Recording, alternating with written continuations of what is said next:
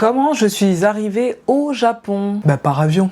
Lol. Plus sérieusement, j'avais envie aujourd'hui dans cette vidéo de vous raconter un peu tout le processus de ma préparation à mon arrivée ici.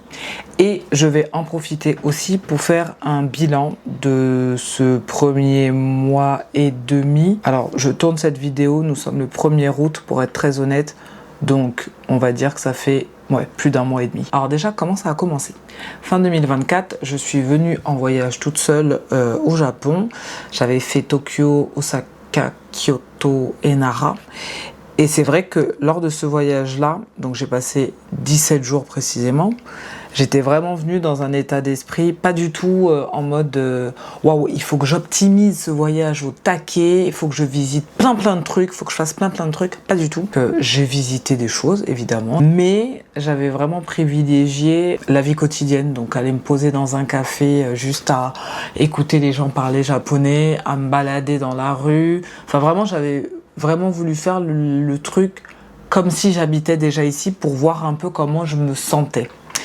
Et ça a été hyper pertinent de faire ça. Donc je me suis renseignée à ce moment-là, en étant sur place, sur le comment je pourrais revenir plus longuement ici. Donc j'ai fait des recherches sur internet et je suis allée sur place voir une école au hasard. Donc c'était Akamonkai pour tout vous dire. Je sais pas, je voulais aller voir, prendre des renseignements. Donc la nana à l'accueil m'avait donné un fascicule où c'était quand même bien expliqué. Donc je repars en France avec mon petit fascicule, toute contente. Et je laisse l'idée finalement un peu de côté, puisque je me te dis bon. Puis finalement, en juin 2025, je me dis bah si, en fait, je vais partir. Donc là, je commence à me renseigner sur les conditions. Je savais que le PVT, c'était même pas envisageable, puisque je n'avais plus l'âge. La solution la plus simple pour moi, c'était le visa étudiant. À partir de ce moment-là, j'ai regardé les conditions. Pour moi, il y en avait vraiment deux importantes qu'il fallait que je mette en place direct. C'est la fameuse garantie financière qui demandait. L'immigration ne donne pas de chiffres précis, mais dans les pratiques, les écoles recommandent entre 12 000 et 16 000 euros. Je suis partie sur la fourchette haute, 16 000 euros. À partir de ce moment-là, quand j'allais travailler, j'avais mon focus.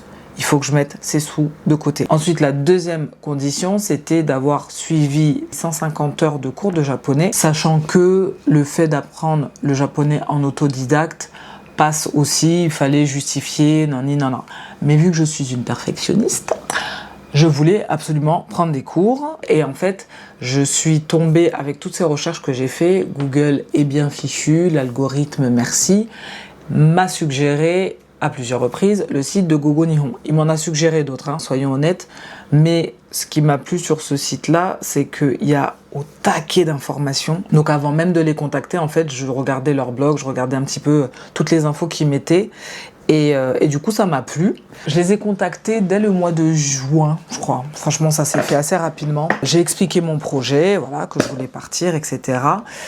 Hyper réactif, je crois que j'ai eu une réponse dès le lendemain. Il faut savoir que c'est une agence qui est basée à Tokyo, mais ils ont du staff qui parle français, anglais, allemand, italien, espagnol, portugais et d'autres langues, je crois. Mais ces 6 langues-là, sûres. À partir de là, j'ai eu ma conseillère dédiée qui s'appelle Pauline.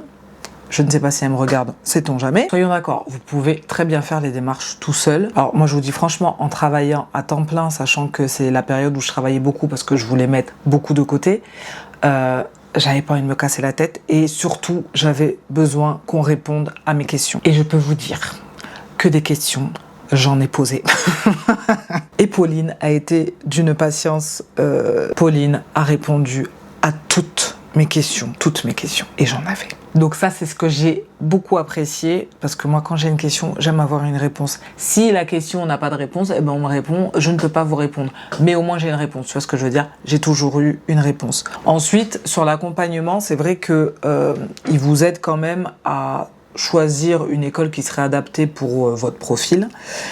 Et surtout, il propose un cours en partenariat avec l'école Akamonkai. Donc j'ai pris ce cours en ligne que j'ai trouvé super bien fait, mais je vous ferai une vidéo dédiée pour ça parce que je veux vous montrer à quoi ça ressemble et en même temps je vais vous faire un bilan aussi de mon école ici, donc je le ferai dans une vidéo à part parce que sinon cette vidéo va durer 1 heure clairement et j'ai pas envie. Faut savoir aussi une chose très importante parce que je suis passée par ces services-là. Ils négocient pas mal de choses avec des partenaires, dont l'assurance voyage et la navette. Moi, c'est ces deux services-là que j'ai utilisés. Quand je suis arrivée à Tokyo, à l'aéroport, armée de mes 3 gros bagages, à la base, j'avais décidé d'utiliser le Takyubin pour envoyer mes bagages à ma résidence, mais du coup, je les aurais réceptionnés, je pense, le lendemain. Et franchement, après coup, je me suis dit, attends, j'arrive, j'ai pas de numéro de téléphone, donc il faudrait que je guette le mec qui arrive. Enfin voilà, je vous avoue, ça m'a saoulée. J'étais déjà fatiguée avant même d'arriver. J'ai eu juste à remplir tout sur leur site. J'ai payé en ligne. Je suis arrivée à l'aéroport. J'avais toutes les indications pour savoir comment trouver ma navette. J'ai trouvé mon taxi sans problème. J'avais un minibus qui m'a amené avec mes 3 bagages à destination. C'était parfait. Alors, j'ai payé pour ça. Ça a un coût, mais pour moi, ça en valait la peine. J'ai payé quelque chose comme 180 € pour une distance, je crois que j'avais quasiment 50 km depuis l'aéroport jusqu'à mon domicile. Donc, il y avait 1h30 de trajet en taxi. Donc, c'est quand même un long trajet avec mes 3 bagages. Franchement, pour moi, ça valait la peine de les payer, sans regret. Et le deuxième service que j'ai utilisé avec eux, c'est l'assurance voyage. Faut savoir que quand on a mon âge, les possibilités sont assez réduites ou c'est cher. Typiquement, j'avais trouvé, alors je crois qu'il y avait April et Chapka Assurance, un truc comme ça, qui proposait une assurance étudiante pour les personnes qui vont étudier à l'étranger, mais c'était limité à 35 ans ou 39 ans, un truc comme ça. C'est ballot. Et du coup, elles étaient plus avantageuses. Mais vu que je suis une vieille, eh ben, j'y avais pas droit. Ensuite, j'avais fait un devis chez April, adapté donc à mon âge, et là, j'en avais pour 1350 € pour une année. J'étais prête à les payer au départ parce que je n'avais trouvé que ça, et je me rends compte donc qu'ils ont cette assurance, et là, je l'ai payé un peu plus de 800 €. Donc, entre 800 € et 1350 €, je vous avoue, vous voyez, là, j'ai fait une économie. Donc, finalement, mon taxi que j'ai payé 180 €, ça va. Donc je vous mets le lien dans la description si vous voulez aller faire un tour sur le site.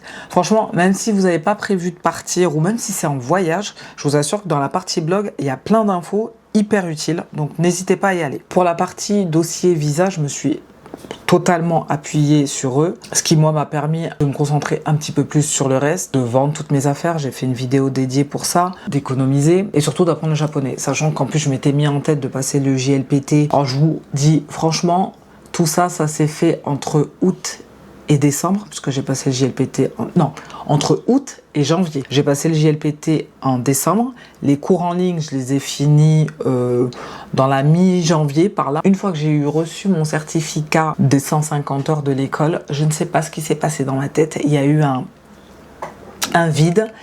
Et j'ai plus touché à mes cours jusqu'à ce que j'arrive ici. Je sais pas, j'ai eu un trop plein. Je ne sais pas ce qui s'est passé. J'ai continué à apprendre les kanji parce que j'adore les kanji. Mais les cours même de grammaire et tout, je sais pas.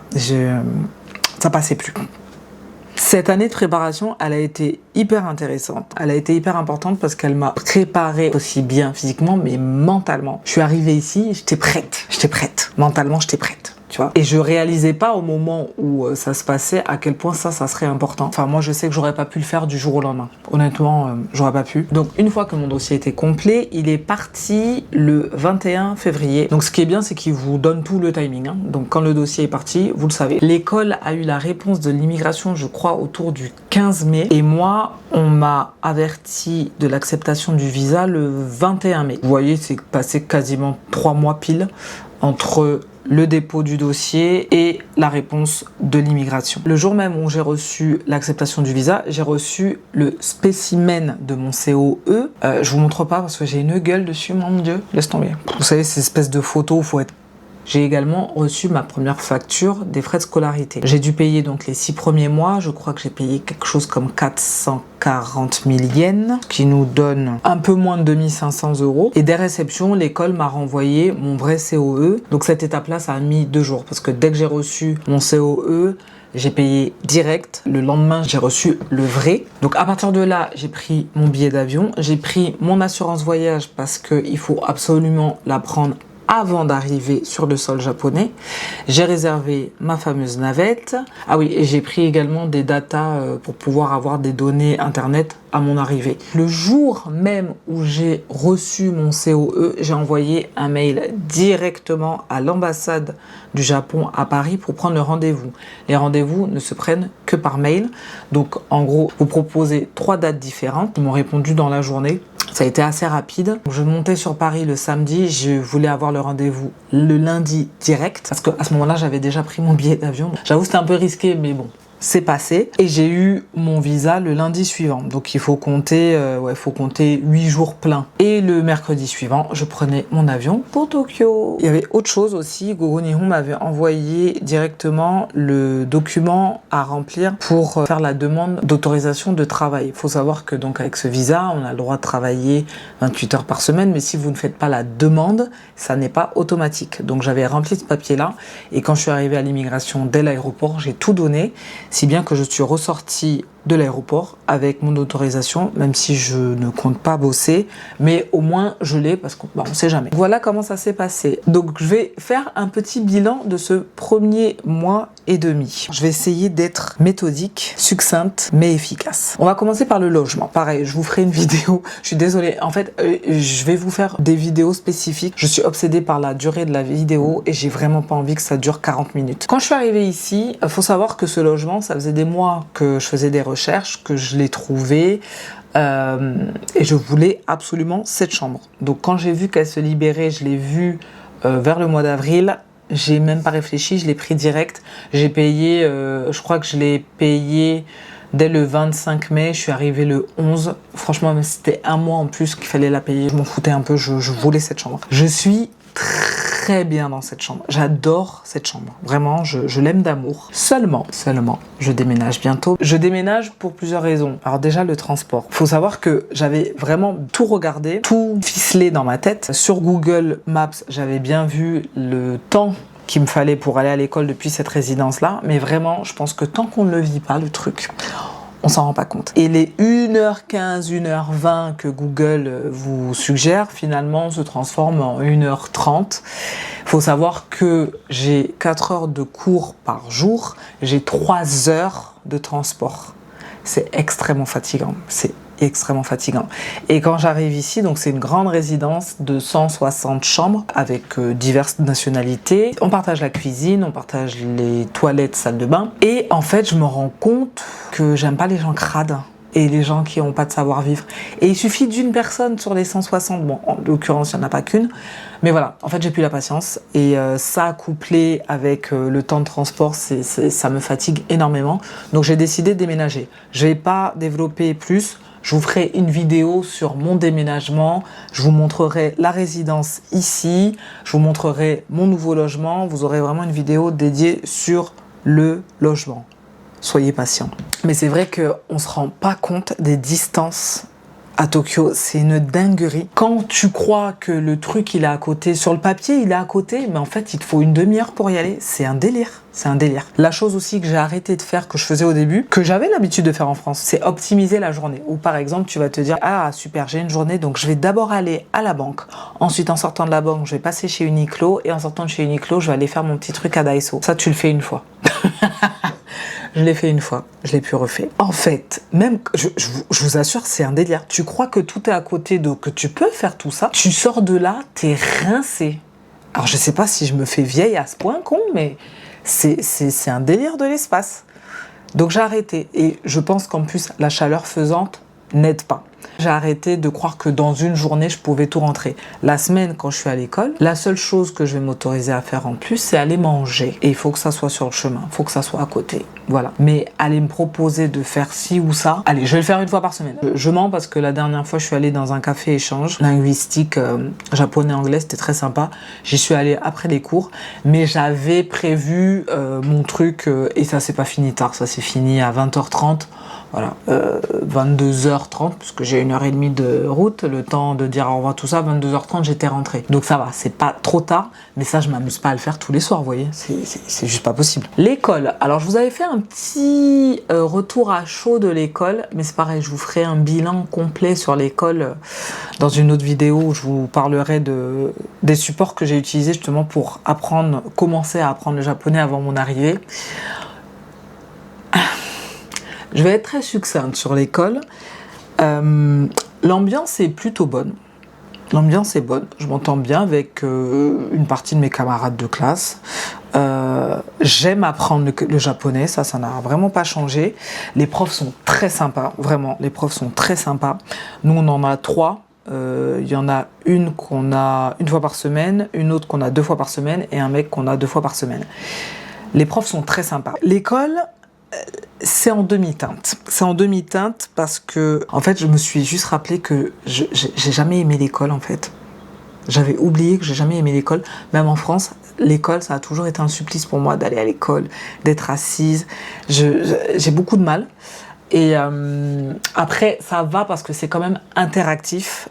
Mais voilà. Je vous en parlerai plus longuement parce que ça mérite vraiment une vidéo à part.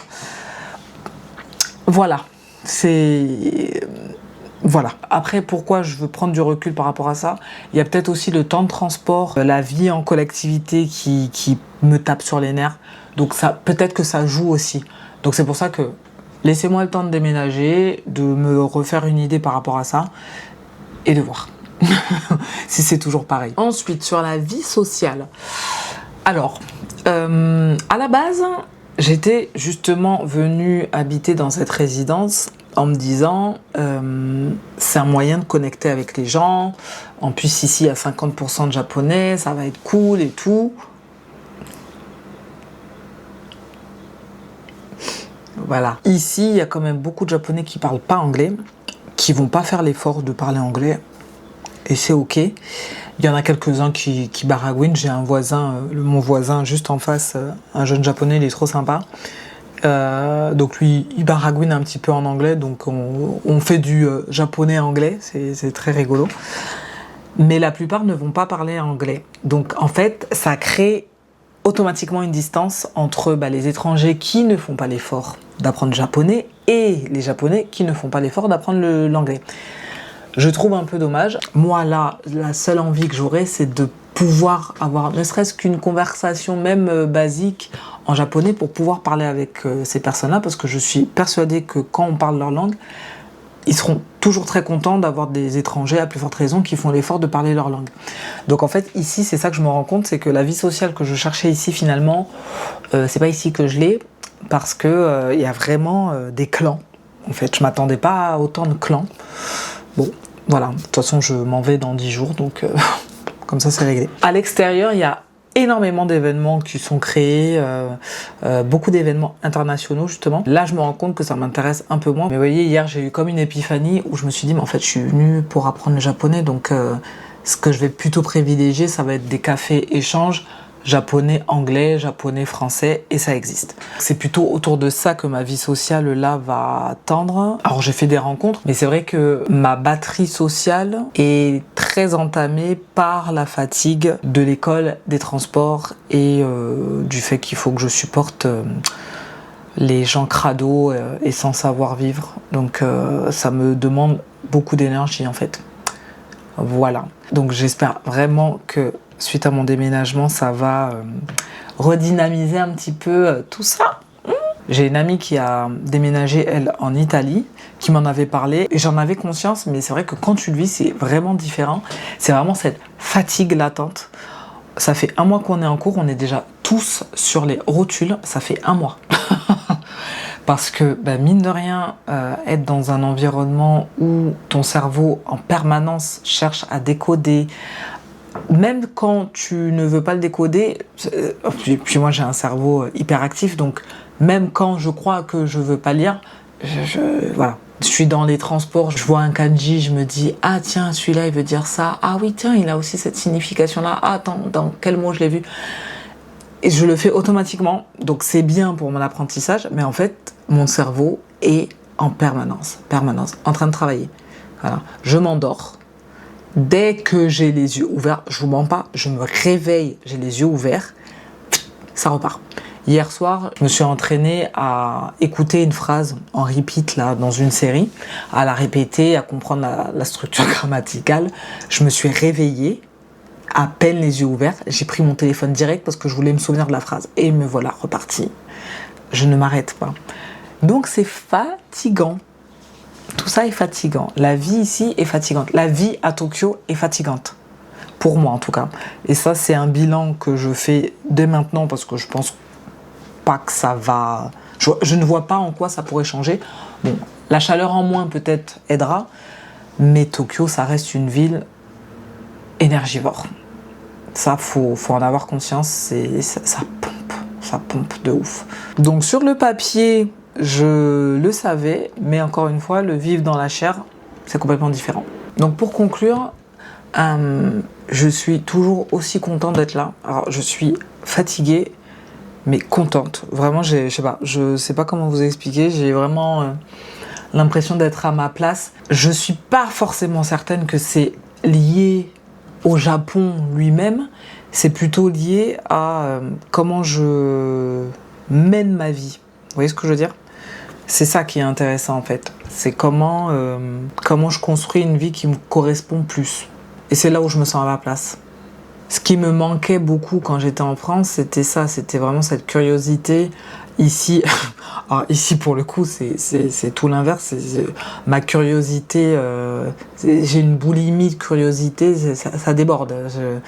Ça déborde. Tous les jours, j'apprends quelque chose de différent. Tous les jours, je suis stimulée. Mais pour le coup, ouais, je suis très stimulée. L'objectif des prochaines semaines, ça va vraiment être d'équilibrer ça. Et de vraiment me concentrer sur mon objectif. Mon objectif, encore une fois, c'est de parler japonais. Je pense que je m'étais un petit peu déviée de ça. Enfin, je m'étais pas déviée de ça, mais voilà, là j'ai vraiment le rappel. Et puis voilà, continuer à vous partager ce que je peux vous partager. Et voilà. Je vais conclure là-dessus. Comme je le disais dans la prochaine vidéo, je vous parlerai plus de l'école et des cours que j'ai suivis pour préparer mon arrivée à Tokyo. Je vous montrerai voilà, les captures d'écran, les images, vraiment au maximum de choses pour que ça vous donne une idée. Avec le prix, tout ça, vous aurez tous les renseignements. En attendant, je vous souhaite une très bonne fin de journée, une très bonne fin de soirée, une très bonne nuit, tout ce que vous voulez. Je vous embrasse et à très bientôt.